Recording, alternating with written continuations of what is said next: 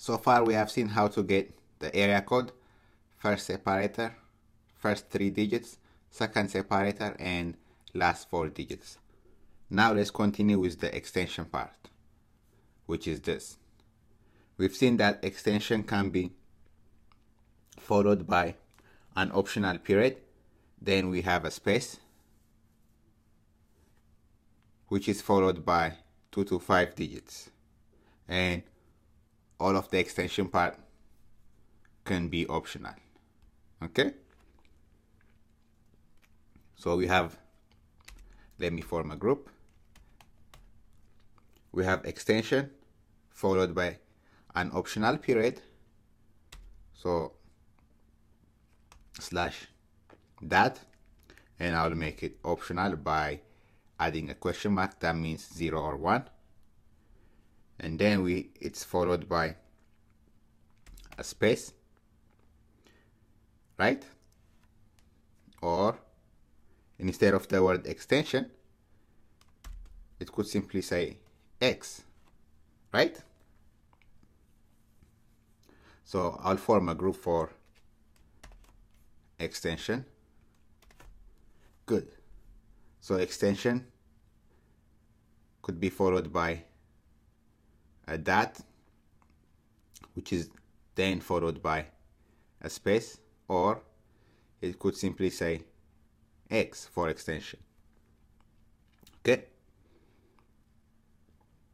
And then we have 2 to 5 digits. Let me have that in a new line. So that could be followed by digits slash D, 2 to 5. So I'll enclose it in curly braces. 2 to 5 digits, right? And that will be its own group. Now again, this whole extension could be optional. So I'll have to enclose it in parentheses and put a question mark at the end. Okay?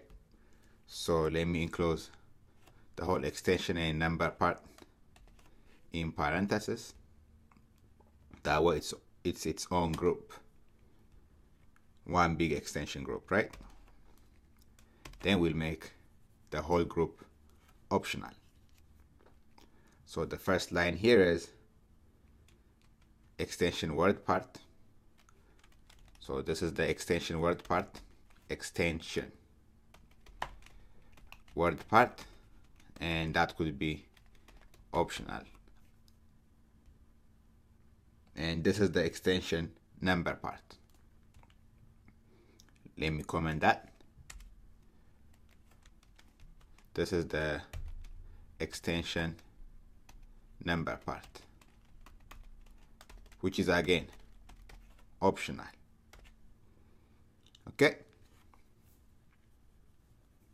Now that we have the area code, first separator, first 3 digits, and all the rest, we need to save the result of our compile in some object. Okay, so let me create an object for that. I'll name it phone regex, and that will store the result of this compile. Good. Next, let's create a regex for email addresses. So let's create a regular expression for email addresses. Good. So email addresses, we'll do similar compilation for email address. So re.compile R, and we'll be using the verbose mode. So triple quote, and then we have re.verbose.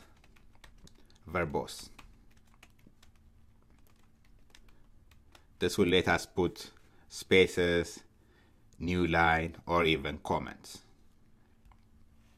Okay, so the general format of email looks something like this, right? Some email at some domain name .com. And the name part could have a dot, it could have a plus sign, it could have underscore, and similarly the domain part can also have numbers, right? One or more numbers. So for that we have /d, and let's say for our purpose it could have 2 to 5 digits. Okay, so we'll enclose that and then form a group, and this whole number part could also be optional, so I'll put a question mark. Good. Now let's take care of this name part. So for the name part, we could have lowercase letters, we could have uppercase A to Z, we could have numbers 0 to 9, or even underscore, or a dot, or a plus sign. And this whole thing can happen one or more times, right? So I'll include a plus outside. So that means one or more of this. Let me comment this out. This is the name part. Now let's take care of the symbol part, which is easy. Just the symbol @ right? So this is the symbol part. Symbol part. Then we have the domain name part. So the domain name part is going to be the same as the name part. So I'll copy and paste it here. So this will be domain name part. Great. Once we have this, I'll save the result of the compilation in another object. I'll call it email regex. Okay, that will store the result of my compilation for email address. Good. Next task we have is, so we created a regex object for phone numbers, then we created a regex for email address. Now we'll get the text of the clipboard. That's our next task. So get the text of the clipboard. For this we'll be using Piperclip. Piperclip is a module. Let me write it down. Piperclip. Piperclip is a module that will help us copy information or text from our, for instance, this is our document, right? So Piperclip will help us copy all this document and then use it here in our regular expression, and then later on it has a copy method and it also has a paste method, and using that, once we have it copied, we'll do our program, and then that will give us a phone number and email combination, and then we'll have that result and paste it somewhere in some other word formatting documents. Okay, that's how we'll be using Piperclip. And you can install Piperclip by using the pip install command. So pip install Piperclip.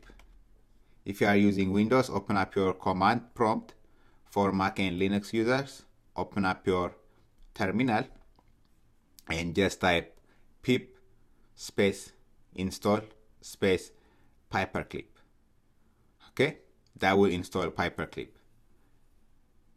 I have already done that. So if you haven't installed Piperclip before, go ahead and install it by using this terminal command, pip space install space Piperclip.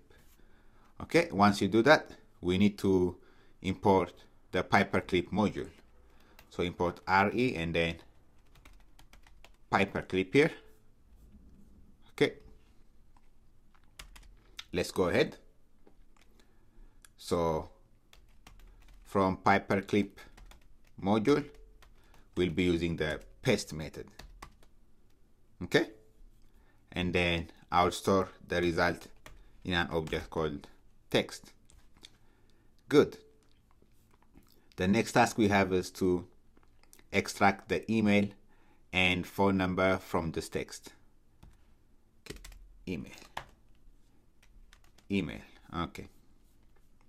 So using this paste method, we have pasted text document from, let's say, from my manual here, right? And then we'll extract email and phone number from what I have pasted. Okay.